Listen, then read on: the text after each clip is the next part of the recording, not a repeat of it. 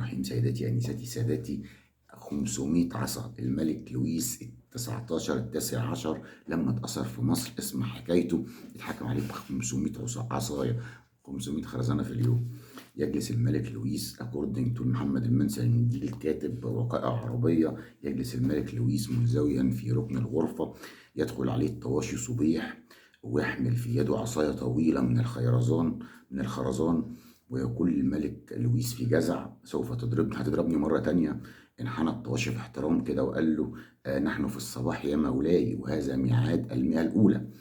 آه المهم رد عليه لويس وقال: من أجل مجد الرب. راح رد عليه الطواشي قال له: بل تكفيرا عن آلاف الأطفال والنساء الذين ذبحهم جنودك في دمياط.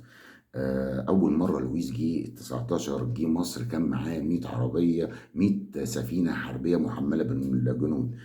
وأطلقهم طبعا على القرى المصرية العزل من السلاح. وهو كان بيصلي في محرابه. لما وصل فرسكورة وضع السيف على رقبة كل الناس اللي هناك، وكمان هددهم ان هم يكون مصيرهم زي عرب فلسطين من قتل وسبي، يعني نفس المصير. المهم في الظهر جت ميعاد المية التانية. تم لويس ال19 وقال: أوروبا هتيجي لنجدتي، مستحيل يسيبوا القديس زيي. لكن أوروبا كانت صامتة، والجنود بتاع لويس هم أول ناس اكتشفوا إن هو ولا قديس ولا حاجة.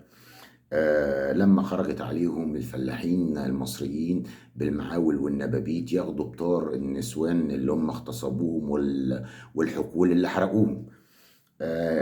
جه ميعاد المية التالتة. فلويس ال19 قال: مفيش نهاية للمهانة اللي أنا فيها دي. رد عليه الطواش وقال له: ادفع الفدية لعلك تصلح ما أخربت.